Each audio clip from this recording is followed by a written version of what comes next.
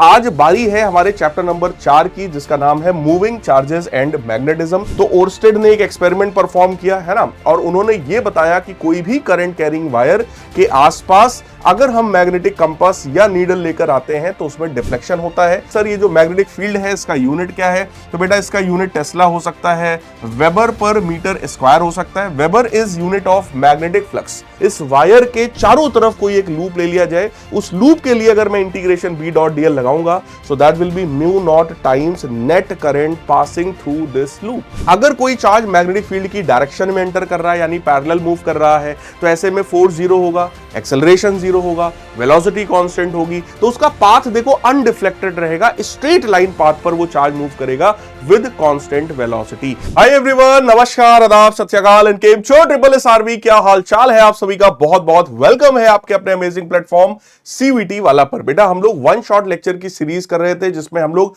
हर एक चैप्टर को रिवाइज करने वाले हैं, वो भी हर एक कंसेप्ट के साथ। यानी कि एक ऐसा लेक्चर आपको आज मिलने वाला है जो कि 20 से 25 मिनट का होगा, जिसमें आप पूरे के पूरे चैप्टर को बहुत अच्छी तरीके से हर एक कंसेप्ट के साथ रिवाइज कर पाएंगे। तो आज बारी है हमारे चैप्टर नंबर 4 की, जिसका नाम है मूविंग चार्जेस एंड मैग्नेटिज्म। सबसे पहली बात यह है कि सर हम लोग नोट्स कहां से डाउनलोड कर सकते हैं? तो बेटा नोट्स आप लोग डाउनलोड कर सकते हैं फिजिक्स वाला ऐप से, जिससे डेली लाखों की संख्या में बच्चे पढ़ाई करते हैं। साथ ही साथ आप लोग मेरे टेलीग्राम चैनल को भी ज्वाइन कर लीजिएगा, ठीक है, ताकि आप लोग PDF नोट्स भी आपको मिल सके, और भी जो बहुत सारा स्टडी मटेरियल मैं आपको देता हूं अपनी तरफ से, कुछ रिसोर्सेज और गाइडेंस में देता हूं, वो भी आपको इसी टेलीग्राम चैनल पर मिलेगा। यानी कि आप मुझसे जुड़ सकते हैं इस टेलीग्राम चैनल के माध्यम से, राइट। अब सर आज के लेक्चर में क्या क्या होगा? तो ओर्स्टेड एक्सपेरिमेंट के बारे में सीखेंगे, बार्ट-सेवर्ड लॉ सीखेंगे, एम्पियर्स लॉ सीखेंगे, force on a moving charge सीखेंगे, और moving coil galvanometer at last भी हम लोग सीख रहे होंगे, राइट। तो स्टार्टिंग विद द चैप्टर, सबसे पहली बात है सर मैग्नेटिक फील्ड की बात यहां पर होगी, मैग्नेटिक इफेक्ट की बात होगी। तो मैग्नेटिक इफेक्ट का सिंपल सा मतलब आप लोग जानते हैं कि मैग्नेट की तरह का बिहेवियर, यानी कि अगर आयरन, निकल, कोबाल्ट इस तरह का कोई भी सब्सटेंस आए मैग्नेट के पास तो वो उसको अपनी तरफ अट्रैक्ट करने की कोशिश करे, ठीक है। तो कोई भी करंट कैरिंग वायर के आसपास इस तरह की प्रॉपर्टी देखी जाती है, और ये बात बताई थी ओर्स्टेड साहब ने। तो ओर्स्टेड ने एक एक्सपेरिमेंट परफॉर्म किया है ना, और उन्होंने ये बताया कि कोई भी करंट कैरिंग वायर के आसपास अगर हम मैग्नेटिक कंपास या नीडल लेकर आते हैं तो उसमें डिफ्लेक्शन होता है। डिफ्लेक्शन उसी जगह पर होता है बेटा जहां पर मैग्नेटिक फील्ड प्रेजेंट होती है। तो कहने का मतलब वायर के पास आओगे तो भैया मैग्नेटिक फील्ड ज्यादा होगी तो डिफ्लेक्शन भी ज्यादा होगा, वायर से दूर जाओगे तो मैग्नेटिक फील्ड कम होगी, इसलिए डिफ्लेक्शन भी कम होगा। अब बात है सर इस पूरी मैग्नेटिक फील्ड का जो मेन रीजन है वो क्या है? सबसे पहला रीजन मैंने आपको बताया इलेक्ट्रिक करंट, और दूसरा जो फंडामेंटल कंसेप्ट है दैट इज अगर इलेक्ट्रॉन मोशन में है तभी करंट आएगा, है ना। और इलेक्ट्रॉन के मोशन में होने की वजह से ही करंट के साथ साथ मैग्नेटिज्म भी आता है। लेकिन अगर इलेक्ट्रॉन रेस्ट पर है तो वो सिर्फ और सिर्फ इलेक्ट्रिक फील्ड प्रोड्यूस करेगा, वो मैग्नेटिक फील्ड प्रोड्यूस नहीं कर सकता है, राइट। अब यहां पर बात आई सर ये जो मैग्नेटिक फील्ड है इसका यूनिट क्या है? तो बेटा इसका यूनिट टेस्ला हो सकता है, वेबर पर मीटर स्क्वायर हो सकता है। Weber is unit of magnetic flux. जैसे आपने इलेक्ट्रिक फ्लक्स पढ़ रखा है, बिल्कुल वैसे ही मैग्नेटिक फ्लक्स होता है जिसका यूनिट वेबर होता है। न्यूटन पर एम्पियर मीटर ये भी इसका एक यूनिट होता है। सीजीएस सिस्टम की बात करें तो इसका यूनिट गॉस है, और 1 tesla 10 to the power 4 gauss के बराबर है। तो मैग्नेटिक फील्ड का यूनिट हो गया टेस्ला एंड गॉस, और दोनों के बीच का रिलेशन हो गया 1 tesla is equal to 10 to the power 4 gauss. फिर बात आती है सर बार्ट-सेवर्ड लॉ की। बार्ट-सेवर्ड लॉ कहता है कि अगर एक कोई बड़ा सा करंट कैरिंग वायर है और इस बड़े से करंट कैरिंग वायर के छोटे से पार्ट की वजह से आसपास आपको मैग्नेटिक फील्ड चाहिए, केवल इतना छोटा सा मैंने एलिमेंट लिया है, इस एलिमेंट को करंट एलिमेंट माना जाता है क्योंकि इसका डायरेक्शन हम वही मानते हैं जो करंट का डायरेक्शन है, राइट। अब इस एलिमेंट की वजह से अगर r डिस्टेंस पर, ठीक है, r वेक्टर पर यहां कहीं पर कोई पॉइंट है जिस पॉइंट पर हमें मैग्नेटिक फील्ड पता करना है, तो उसके लिए बेटा बार्ट-सेवर्ड लॉ यूज होता है, ठीक है। छोटे से एलिमेंट के लिए आसपास मैग्नेटिक फील्ड निकालने के लिए बार्ट-सेवर्ड लॉ का यूज किया जाता है। ये वाला एंगल दोनों के बीच का थीटा होगा। बार्ट-सेवर्ड लॉ कहता है कि भाई मैग्नेटिक फील्ड भी छोटी सी होगी, और उस छोटी सी मैग्नेटिक फील्ड की वैल्यू है mu not upon 4 pi I dl vector cross r vector divided by r cube. ये क्रॉस प्रोडक्ट को अगर सॉल्व किया जाएगा तो साइन थीटा का टर्म आएगा। तो मैग्नीट्यूड अगर हम लोग इसका देखें तो वो बनता है mu not upon 4 pi I DL sine theta बटे आर स्क्वायर। सर ये थीटा कौन सा एंगल है? थीटा जो है वो एलिमेंट और एलिमेंट को लाइन से मिलाने वाला है ना, ये जो लाइन है, पॉइंट से मिलाने वाली जो लाइन है, इनके बीच का एंगल ये थीटा होता है, इस बात को ध्यान रखिएगा। म्यू नॉट अपॉन 4 पाई एक कांस्टेंट है जिसकी वैल्यू 10 की पावर -7 के बराबर होती है। तो इस कांस्टेंट का बहुत ज्यादा यूज आता है बेटा इस पूरे चैप्टर में, राइट। अब उसके बाद बात आती है, सर अगर कोई भी एक करंट कैरिंग कॉइल हो जाए तो क्या होगा? तो बेटा इस करंट कैरिंग कॉइल की एक्सिस पर अगर कोई पॉइंट है तो उस पॉइंट पर मैग्नेटिक फील्ड का फॉर्मूला है mu not by 2 NIA square upon A square plus X square की पावर 3/2, जहां पर A क्या है, वो इस कॉइल का रेडियस है और X is the distance of the point from centre of the coil. ध्यान रखिएगा, राइट। फिर n क्या है सर? n का मतलब होता है टोटल नंबर ऑफ टर्न्स। अगर यहां पर वायर को कई बार आप घुमा देंगे तो नंबर ऑफ टर्न्स बढ़ जाएंगे, करंट की वैल्यू वहां इंक्रीज हो जाती है, तो वही n का टर्म यहां लिखा है। यही मैग्नेटिक फील्ड अगर आप इसके सेंटर पर निकालना चाहें तो सेंटर पर मैग्नेटिक फील्ड का फॉर्मूला या वैल्यू होता है mu not by 2 NI by A। ठीक है, ए क्या है? इस लूप का रेडियस है। उसके बाद बात आई, सर अगर मान लो पूरा लूप ना हो, केवल एक सर्टेन पार्ट हो जो कि अपने सेंटर पर कुछ थीटा एंगल बना रहा है, सर अब क्या होगा?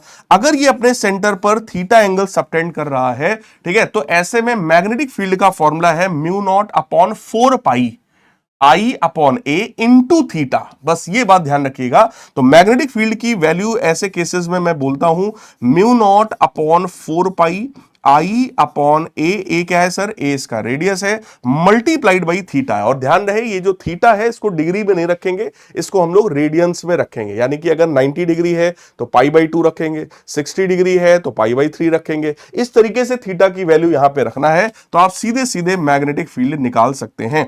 मैग्नेटिक फील्ड का डायरेक्शन बताने के लिए right hand palm rule number 1 होता है। Right hand palm rule number 1 ये कहता है कि थंब को करंट की डायरेक्शन में दिखाओ, है ना, जिधर भी करंट है उस डायरेक्शन में थंब हो जाएगा। ये चारों फिंगर्स उस तरफ दिखाएंगे जहां मैग्नेटिक फील्ड निकालनी है। तो कहां निकालनी है भाई? नीचे निकालनी है। तो इस तरीके से हम लगाएंगे, आप चेक करो, थंब करंट की डायरेक्शन में है, फिंगर्स नीचे हो गए। अब जो परपेंडिकुलर बनेगा, है ना, इस पाम पर जो परपेंडिकुलर बनेगा that will be the direction of magnetic field. तो इसकी वजह से यहां मैग्नेटिक फील्ड इनवर्ट्स आएगी। तो इस वायर की वजह से यहां पर कोई पूछे मैग्नेटिक फील्ड का डायरेक्शन क्या है, तो मैग्नेटिक फील्ड अंदर की तरफ आएगी। इस रूल को right hand palm rule number 1 कहा जाता है। उसके बाद बात आई, सर अगर कोई भी एक फाइनाइट लेंथ का वायर हो, ठीक है, जो कि यहां से किसी वायर से r डिस्टेंस पर एक पॉइंट है जो कि इधर से φ1 और इधर से φ2 एंगल बना रहा है, ऐसे केसेस में मैग्नेटिक फील्ड का डायरेक्ट फॉर्मूला है बेटा mu not upon 4 pi I upon R sine φ1 प्लस साइन φ2। डायग्राम को ध्यान से देखो, φ1 φ2 एंगल्स कौन से हैं ध्यान से देखो, R परपेंडिकुलर डिस्टेंस है, I इसमें फ्लो होने वाला करंट है। यहीं पर हमसे कह रहे हैं कि अगर ये वायर बहुत बड़ा हो जाए तो φ1 और φ2 दोनों 90 डिग्री हो जाएंगे, साइन 90 प्लस साइन 90 1 प्लस 1 2 हो जाएगा, वो 2 इस 4 पाई को काट के 2 पाई बना देगा। तो वैल्यू आएगी mu naught upon 2 pi I बटे R। यानी कि अगर इनफाइनाइट लेंथ का वायर हो जाए और उसकी वजह से आसपास किसी भी पॉइंट पर मैग्नेटिक फील्ड आप पूछोगे, कुछ इस तरीके का फॉर्मूला हम लोग अप्लाई करेंगे। ठीक है, यहीं पर आपसे यह कहा गया कि मान लो अगर इनफाइनाइट लेंथ का वायर है लेकिन उस वायर के एक एंड पर यहां कहीं पर पॉइंट है जहां हमें मैग्नेटिक फील्ड निकालनी है और ये इससे वही r डिस्टेंस दूर है, तो ऐसे में इस वाले पॉइंट पर मैग्नेटिक फील्ड कितनी है? Mu not upon 4 pi I बटे R। इधर की तरफ इसकी लेंथ कितनी है? Infinite, right. यहां पर क्या है, इस वाले केस में सीन ये है कि ऊपर भी लेंथ इनफाइनाइट है, नीचे भी लेंथ इनफाइनाइट है और बीच में कहीं कोई पॉइंट आ रहा है, वहां पर मैग्नेटिक फील्ड हम लोग निकाल रहे थे इन दिस केस, राइट। तो ये तीनों फॉर्मूले बहुत इंपॉर्टेंट है, ध्यान से इनको बार बार लिख करके प्रैक्टिस करो। उसके बाद आता है हमारा ampere circuital law. Ampere circuital law कहता है the line integral of a magnetic field along any closed loop। जैसे अगर ये करंट कैरिंग वायर है, इसके आसपास हम लोगों ने कोई भी एक एम्पीरियन लूप ले लिया। अब इस एम्पीरियन लूप से पास होने वाली अगर मैं इंटीग्रेशन B डॉट dl निकालूं, ठीक है, that is the line integral of magnetic field along any closed loop surrounding this wire. इस वायर के चारों तरफ कोई एक लूप ले लिया जाए, उस लूप के लिए अगर मैं इंटीग्रेशन B डॉट dl लगाऊंगा, सो that will B mu naught times net current passing through this loop. यानी कि अगर ये I करंट अंदर जा रहा है तो पॉजिटिव लेंगे, अगर कोई दूसरा एक करंट है I डैश जो कि बाहर आ रहा है तो इसको निगेटिव ले लेंगे। तो इस दोनों के लिए अगर मैं अप्लाई कर दूं तो ऐसे में ये रूल बनेगा integration B dot dl is equal to mu naught times I minus I dash. तो एक डायरेक्शन को अंदर का मान लेंगे और एक डायरेक्शन को बाहर का कंसीडर कर लेंगे। तो एक करंट पॉजिटिव हो गया और दूसरा वाला करंट बेटा निगेटिव हो गया। इस बात को ध्यान रखिएगा। कोई ऐसा वायर है जो कि इस लूप से बाहर है तो उसको हमें कंसीडर नहीं करना है यहां करंट में। ठीक है, इस बात को ध्यान रखिएगा। जैसा गॉस लॉ होता है, इसको हम लोग बोलते हैं Gauss's law of magnetism, right. तो ये बिल्कुल गॉस लॉ की तरह होता है। अब बात आई सर, अगर कोई भी एक सोलेनॉइड हमारे पास है और फाइनाइट लेंथ का सोलेनॉइड है, एक तरफ से θ1 एंगल बना रहा है, दूसरी तरफ से θ2 एंगल बना रहा है, तो ऐसे में अगर कोई भी एक पॉइंट P हम कंसीडर करें तो इस P पॉइंट पर मैग्नेटिक फील्ड कितनी है sir? So that is mu not NI upon 2 cos θ1 minus cos θ2। N का मतलब होता है नंबर ऑफ टर्न्स पर यूनिट लेंथ, यानी capital N divided by L। ठीक है, कैपिटल N मतलब total number of turns divided by L, यानी total length of this solenoid. ठीक है, यहीं पर अगर सोलेनॉइड बहुत बड़ा हो जाएगा तो ऐसी कंडीशंस में मैग्नेटिक फील्ड बनता है म्यू नॉट NI के बराबर। तो कोई भी लॉन्ग सोलेनॉइड है तो मैग्नेटिक फील्ड की वैल्यू म्यू नॉट NI के बराबर होती है। ठीक है, किसी भी सोलेनॉइड के एंड्स पर अगर मैग्नेटिक फील्ड की बात करें तो वो म्यू नॉट NI अपॉन 2 के बराबर है। ठीक है, कोई भी सोलेनॉइड की पोलरिटी पता करने के लिए क्लॉक फेस रूल होता है। एक तरफ से देखने पर अगर करंट क्लॉकवाइज घूम रहा है तो वो बेटा हमारा साउथ पोल होगा, दूसरी तरफ से ऑब्वियस है वो नॉर्थ पोल होगा, राइट। तो एक तरफ से आप सिर्फ सोलेनॉइड को ऑब्जर्व करो, करंट अगर क्लॉकवाइज घूमता हुआ लगे तो इधर वाला साउथ पोल हुआ, तो दूसरी तरफ से एंटी क्लॉकवाइज करंट होगा, so that will be north pole. तो इस तरीके से पोलरिटी पता किया जाता है। फिर बात आई सर टोरॉइड क्या है? टोरॉइड का मतलब अगर कोई भी एक सोलेनॉइड ले लो और उस सोलेनॉइड को ऐसे घुमा करके आप अटैच कर दो ताकि क्लोज्ड रीजन में मैग्नेटिक फील्ड बन जाए, और अंदर मैग्नेटिक फील्ड की वैल्यू वही है म्यू नॉट NI के बराबर। N का मतलब वही है नंबर ऑफ टर्न्स पर यूनिट लेंथ, बट क्योंकि इस बार आपने उसको सर्कल के फॉर्म में बना दिया है तो लेंथ उसका 2 पाई r के बराबर होगा, जहां पर r उसका क्या होता है? Average radius, that is r1 plus r2 by 2, यानी inner radius plus outer radius divided by 2, यानी एवरेज रेडियस हम वहां पे रख देंगे। फिर बात है सर, अगर कोई भी एक सॉलिड सिलिंड्रिकल वायर ले ले तो क्या होगा? इस तरीके का बेटा अगर आपने कोई भी एक वायर ले लिया, ठीक है, और ये इस वायर का एक्सेस है, इस वायर का जो अपना रेडियस है वो कैपिटल R के बराबर है। अब अगर वायर से बाहर कोई पॉइंट है जो कि एक्सेस से कुछ स्मॉल r डिस्टेंस पर है, तो बाहर वाले पॉइंट के लिए मैग्नेटिक फील्ड की वैल्यू है mu not by 2 pi I बटे स्मॉल r। यही पॉइंट सरफेस पर है तो कैपिटल R हो जाएगा। अंदर का कोई पॉइंट ले लें, यहां कहीं पर कोई पॉइंट ले लें जो कि इसके अंदर है और डिस्टेंस इस बार r के बराबर मान लें, तो ऐसे केसेस में mu naught upon 2 pi I small r बटे कैपिटल R स्क्वायर, ये मैग्नेटिक फील्ड लिया जाता है। So this is an important formula, है ना। और एक्सिस पर अगर कोई मैग्नेटिक फील्ड पूछ ले तो वो जीरो होगा। एक्सिस मतलब यहां पर कोई अगर मैग्नेटिक फील्ड पूछे, so that magnetic field is equal to zero here. ठीक है, ये चारों फॉर्मूले बड़े इंपॉर्टेंट है। ये डेरिवेशन जो है वो पूरा एम्पियर्स लॉ से ही किया जाता है। इस पर क्वेश्चन बोर्ड्स में भी आता है और इस पर क्वेश्चन आपसे सीयूईटी एग्जाम में भी पूछा जा सकता है। तो ये इतना पोर्शन था जिसमें मैंने आपको सारे मैग्नेटिक फील्ड्स के फॉर्मूले बताए हैं कि डिफरेंट डिफरेंट केसेस में मैग्नेटिक फील्ड का फॉर्मूला क्या होता है। अब हम लोग बात करने चल रहे हैं कि सर अगर कोई भी एक चार्ज है जो कि किसी मैग्नेटिक फील्ड में मूव कर रहा है तो उसके ऊपर कितना फोर्स होगा? तो फोर्स का फॉर्मूला होता है QVB sin थीटा के बराबर। तो कोई भी चार्ज मैग्नेटिक फील्ड में अगर मोशन में है तो उसके ऊपर फोर्स होता है QVB sin थीटा, या फिर वेक्टर के फॉर्म में लिखें तो Q times V vector cross B vector. Fleming के लेफ्ट हैंड रूल से हम फोर्स का डायरेक्शन निकालते हैं। फ्लेमिंग का लेफ्ट हैंड रूल क्या कहता है कि अगर ये जो पहला फिंगर है, फोर फिंगर, मैग्नेटिक फील्ड का डायरेक्शन दिखाए, मिडिल फिंगर करंट का डायरेक्शन दिखाए, तो ये जो थंब होता है it will represent the direction of force, right. फिर यहां पर बात आई सर अगर वेलोसिटी मैग्नेटिक फील्ड के पैरेलल है तो फोर्स जीरो होता है, एक्सेलरेशन जीरो होता है और वेलोसिटी कांस्टेंट हो जाती है। यहीं पर अगर वेलोसिटी परपेंडिकुलर टू फोर्स हो जाए, है ना, मैग्नेटिक फील्ड हो जाए, तो ऐसे में जो फोर्स है वो हमारा मैक्सिमम हो जाता है और मैक्सिमम फोर्स की वैल्यू है QVB sin 90, sin 90 1 हो जाएगा, तो force will become maximum, that is QVB। फिर आता है तुम्हारा अगला, सर लॉरेंज फोर्स क्या होता है? तो अगर कोई ऐसा रीजन है बेटा जहां पर इलेक्ट्रिक फील्ड और मैग्नेटिक फील्ड दोनों प्रेजेंट है और उस रीजन में कोई चार्ज प्रेजेंट है, तो वहां पर उस चार्ज पर दोनों फील्ड्स की वजह से फोर्स लगेगा। तो QE हो गया इलेक्ट्रिक फील्ड की वजह से और QV क्रॉस B हो गया मैग्नेटिक फील्ड की वजह से। इन्हीं दोनों के सम को लॉरेंज फोर्स कहा जाता है। ठीक है, तो लॉरेंज फोर्स का कंसेप्ट जनरली ऐसी जगह पर आता है जहां इलेक्ट्रिक फील्ड और मैग्नेटिक फील्ड दोनों प्रेजेंट है और दोनों चांस की बात है एक दूसरे के परपेंडिकुलर हम लोग पढ़ते हैं 90% केसेस में। अब बात है sir motion of charge in magnetic field क्या होगा? तीन केसेस है बेटा। अगर कोई चार्ज मैग्नेटिक फील्ड की डायरेक्शन में एंटर कर रहा है यानी पैरेलल मूव कर रहा है तो ऐसे में फोर्स जीरो होगा, एक्सेलरेशन जीरो होगा, वेलोसिटी कांस्टेंट होगी, तो उसका पाथ देखो अनडिफ्लेक्टेड रहेगा, स्ट्रेट लाइन पाथ पर वो चार्ज मूव करेगा विद कांस्टेंट वेलोसिटी, तो वो यूनिफॉर्म मोशन का केस हो गया। यहीं पर अगर वेलोसिटी मैग्नेटिक फील्ड के परपेंडिकुलर हो जाए तो उस चार्ज का पाथ सर्कुलर होता है, जिसकी रेडियस होती है mv बटे क्यूबी के बराबर, जिसका टाइम पीरियड होता है 2 पाई m अपॉन क्यूबी के बराबर, ठीक है, और फ्रीक्वेंसी हो जाती है क्यूबी अपॉन 2 पाई m के बराबर, राइट। यहां पर देखो सारी चीजें लिखी हुई हैं कि भाई अगर टाइम पीरियड निकालना है तो 2 पाई m अपॉन क्यूबी, फ्रीक्वेंसी निकालना है तो इसका भी रेसिप्रोकल करो, रेडियस हम लोग पीछे पढ़ चुके थे, that was mv upon qB. mv क्या होता है? उस चार्ज का मोमेंटम, मोमेंटम को under root 2m kinetic energy ऐसा भी लिखा जा सकता है। काइनेटिक एनर्जी किसी भी चार्ज की इलेक्ट्रॉन वोल्ट में हो सकती है तो q इंटू वी लिखा जा सकता है। तो कहने का मतलब डिफरेंट डिफरेंट तरीके से सेम फॉर्मूले को, सेम क्वेश्चन को घुमा फिरा के आपसे कई तरीके से पूछा जा सकता है, बट फंडामेंटल फॉर्मूला बेटा यही है कि mv upon QB, right.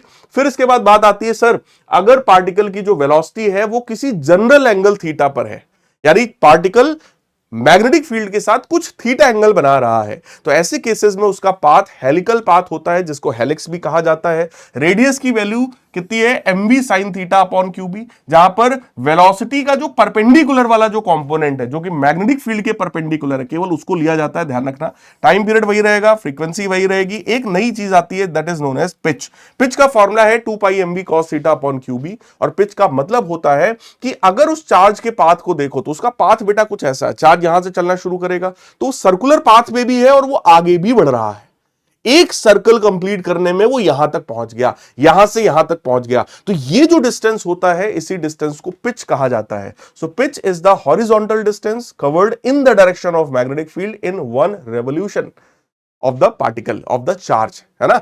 Charge जब एक रेवोल्यूशन कंप्लीट करता है तो मैग्नेटिक फील्ड की डायरेक्शन में वो जितना आगे बढ़ जाता है, इसी हॉरिजॉन्टल डिस्टेंस को पिच के नाम से हम सभी लोग जानते हैं।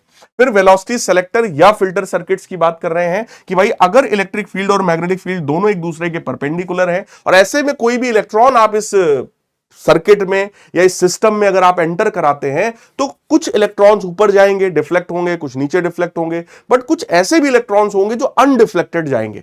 अनडिफ्लेक्टेड जाने वाले इलेक्ट्रॉन्स वही होंगे जिन पर इलेक्ट्रिक फोर्स और मैग्नेटिक फोर्स दोनों बराबर होगा, Q से Q कटेगा, वेलोसिटी की वैल्यू आ जाएगी E अपॉन बी के बराबर। तो ऐसा भी क्वेश्चन बेटा पूछा जाता है कि इलेक्ट्रिक फील्ड मैग्नेटिक फील्ड दोनों एक दूसरे के परपेंडिकुलर हैं, ठीक है। अब आप बताओ कि कौन से इलेक्ट्रॉन्स थे जो 2 मीटर पर सेकंड से जा रहे थे, तो ऐसे में electric field upon magnetic field की जो वैल्यू है वो 2 मीटर पर सेकंड होनी चाहिए। बस इसी चीज को आपको डेटा से मैच करना होगा। इस तरह का कोई क्वेश्चन आपसे इस टॉपिक पर पूछा जा सकता है, ठीक है। अब यहीं पर अगला कंसेप्ट क्या है सर, कि अगर कोई भी current carrying wire magnetic field में रखा है तो भी फोर्स का कंसेप्ट आता है, that is I times L vector cross B vector, या ILB साइन थीटा। यहां भी भाई फ्लेमिंग का लेफ्ट हैंड रूल यूज होता है डायरेक्शन को निकालने के लिए। मैग्नेटिज्म में फोर्स का डायरेक्शन निकालने के लिए सिर्फ एक ही रूल है, that is Fleming's left hand rule, ये बात ध्यान रखिएगा। फिर बात आती है sir force between two parallel current carrying wires. तो अगर कोई भी दो वायर्स एक दूसरे के पैरेलल हैं, है ना, अगर उनमें करंट सेम डायरेक्शन में जा रही है तो एक दूसरे को अट्रैक्ट करते हैं, अपोजिट डायरेक्शन में करंट है एक दूसरे को रिपेल करते हैं। लेकिन यहां पर जो फोर्स पर यूनिट लेंथ होता है उसका फॉर्मूला है mu not upon 2 pi I1 I2 बटे R के बराबर, ठीक है। I1 I2 करंट है और R उनके बीच का परपेंडिकुलर डिस्टेंस होता है। यहीं पर एक कंसेप्ट आता है कि सर अगर मैं मैग्नेटिक फील्ड में, जैसे इधर नॉर्थ पोल है इधर साउथ पोल है, तो मैग्नेटिक फील्ड हो जाएगा ना इस तरीके से। अगर इस तरीके की मैग्नेटिक फील्ड में हम लोग कोई भी एक करंट कैरिंग कॉइल रख दें तो उस कॉइल पर टॉर्क लगता है और उस टॉर्क का फॉर्मूला होता है टाउ बराबर NIAB साइन थीटा, या उसी को M vector cross B vector ऐसा भी लिख सकते हैं, उसी को MB साइन थीटा भी लिख सकते हैं। सर M का मतलब magnetic movement of that coil, that is NIA, number of turns in the coil, current of coil, area of coil, NIA, इसी को हम लोग बोलते हैं magnetic movement of the coil. फिर बात आती है potential energy of a current carrying loop in magnetic field. देखो अगर कोई भी एक करंट कैरिंग लूप है मैग्नेटिक फील्ड में आपने रखा है, जस्ट लाइक अ डाइपोल, है ना, तो क्योंकि वो भी एक मैग्नेटिक डाइपोल होता है बेटा, तो उसके ऊपर भी उसके ऊपर भी कुछ एनर्जी आ जाती है and that energy is minus M B cos theta. Same वही फॉर्मूला है, याद करो। अगर कोई डाईपोल इलेक्ट्रिक फील्ड में रखा जाता है तो कितनी एनर्जी होती है, minus PE cos theta. Same चीज है, minus M B cos theta. Potential energy अगर मिनिमम है तो स्टेबल इक्विलिब्रियम, मैक्सिमम है अनस्टेबल इक्विलिब्रियम, और अगर पोटेंशियल एनर्जी जीरो है तो न्यूट्रल इक्विलिब्रियम की कंडीशन या जीरो स्टेट एनर्जी वाला कंडीशन हम लोग मानते हैं यहां पर। फिर बात आई सर मूविंग कॉइल गैल्वेनोमीटर क्या है? कोई भी ऐसा डिवाइस जिसका काम है करंट की प्रेजेंस को डिटेक्ट करना, उसको बोलते हैं गैल्वेनोमीटर। गैल्वेनोमीटर का सिंपल सा फंडा है, अगर सर्किट में करंट फ्लो हो रहा है तो इसमें कुछ डिफ्लेक्शन आएगा, नहीं हो रहा है तो कुछ भी डिफ्लेक्शन नहीं आएगा, बस। ठीक है। अब सर यहां फंडामेंटल कंसेप्ट क्या है? फंडामेंटल कंसेप्ट होता है कि अगर NIAB जो कि हमारा डिफ्लेक्टिंग टॉर्क है, अगर वो हमारे रीस्टोरिंग टॉर्क के बराबर हो जाए इक्विलिब्रियम कंडीशन में, तो NIAB जो है वो K टाइम्स थीटा के बराबर होगा, जहां पर K को हम टॉर्शन कांस्टेंट बोलते हैं। ठीक है, वो हमें क्वेश्चन में दिया जाता है। ठीक है, तो यहां से थीटा की वैल्यू आ जाती है, that is NBA upon K times current, यानी कि deflection is directly proportional to current. जितना ज्यादा करंट इसमें जाएगा डिफ्लेक्शन उतना ही ज्यादा होगा। ठीक है, अब यहीं पर figure of merit of galvanometer होता है, जिसको गैल्वेनोमीटर कांस्टेंट भी बोलते हैं। उसकी वैल्यू होती है K अपॉन NBA, यानी कि current per unit deflection. Current sensitivity क्या है? इसी का रेसिप्रोकल, यानी डिफ्लेक्शन पर यूनिट करंट, जिसको NBA अपॉन K बोलते हैं। Voltage sensitivity NBA upon K times R, resistance of galvanometer होता है। ठीक है, that is deflection per unit voltage. ठीक है, तो अगर आपने गैल्वेनोमीटर में मान लो 1 एम्पियर का करंट भेजा, तो जो भी डिफ्लेक्शन आता है वही करंट सेंसिटिविटी है। 1 वोल्ट का पोटेंशियल डिफरेंस लगाया, जो भी डिफ्लेक्शन आता है उसी को हम लोग क्या बोलते हैं? दैट इज वोल्ट मीटर, है ना, that is it's voltage sensitivity, right. फिर यहां पर इसी चीज के बारे में बात कर रहे हैं। अब बड़ा इंपॉर्टेंट पार्ट आया कि सर अगर मैं गैल्वेनोमीटर को एमीटर में कन्वर्ट करना चाहता हूं तो क्या करूं? तो आप इसके साथ पैरेलल में एक बहुत ही छोटा सा रेजिस्टेंस लगाओ, जिसको शंट रेजिस्टेंस कहा जाता है। कंसेप्ट ये है कि ये और ये दोनों पैरेलल में है तो पोटेंशियल डिफरेंस दोनों के अक्रॉस सेम होगा, और शंट रेजिस्टेंस का फॉर्मूला कुछ इस तरीके से आ जाता है, that is galvanometer current upon I minus IG, यानी कि शंट में जाने वाला करंट, टाइम्स गैल्वेनोमीटर रेजिस्टेंस। यहीं पर बात आई सर अगर गैल्वेनोमीटर को वोल्ट मीटर में बदलना है तो क्या करें? तो भैया गैल्वेनोमीटर के साथ आप सीरीज में अगर एक हैवी रेजिस्टेंस लगा देंगे, सो that will be converted into volt meter. तो बेटा उस वोल्ट मीटर में बनाने के लिए जो हमें रेजिस्टेंस रिक्वायर्ड, जो हाई रेजिस्टेंस रिक्वायर्ड है, उसका फॉर्मूला है V upon IG minus galvanometer resistance, right. ये फॉर्मूले को ध्यान से रखिएगा। ठीक है, कंसेप्ट यहां पर सिंपल सा है कि भैया दोनों सीरीज कॉम्बिनेशन में कनेक्टेड है, बस। सीरीज में जो फॉर्मूला आप लगाते हो सिंपल वही फॉर्मूला हमें लगाना है। स्पेशल बस एक ही फॉर्मूला हमारे पास है, और ये भी आया वहीं से है कि जो टोटल वोल्टेज होगा that is current times total resistance. तो total voltage is equal to I times total resistance, that is RG plus R। Simple, इसी कंसेप्ट पर बेस्ड है ये वाला फॉर्मूला। तो इस चैप्टर में देखो बेटा सिर्फ और सिर्फ इतने ही कंसेप्ट्स हैं। मैंने आपको लगभग 20-22 मिनट के अंदर में पूरे के पूरे चैप्टर को रिवाइज करवाया है। बहुत ही शॉर्ट और बहुत ही क्रिस्प वीडियो है, ताकि आप लोग चैप्टर को जब चाहें तब 20 मिनट के अंदर में आप रिवाइज कर पाए। ठीक है, तो इस लेक्चर की मेन ब्यूटी यही है कि आपको जब भी इस चैप्टर के न्यूमेरिकल लगाने हो, आप इस लेक्चर पे आइएगा, 20 मिनट्स के अंदर आप अपने पूरे चैप्टर को रिवाइज करो और खटाखट इसके न्यूमेरिकल्स को लगाना शुरू कर दो। इसी उद्देश्य के साथ मैं इन वीडियोस को, इन लेक्चर्स को रिकॉर्ड कर रहा हूं। ठीक है, बाकी हमारा आप CVT का जो चैनल है, टेलीग्राम चैनल, उसको भी ज्वाइन कर सकते हो। कमेंट्स में जरूर बताइएगा कि ये रिवीजन आप सभी को कैसा लगा। And this is all about this lecture. मिलेंगे हम लोग अपने अगले चैप्टर में, तब तक के लिए goodbye, take care, love you all and God bless. Comments में जरूर बताना कि ये लेक्चर, ये सेशन आप सभी को कैसा लगा।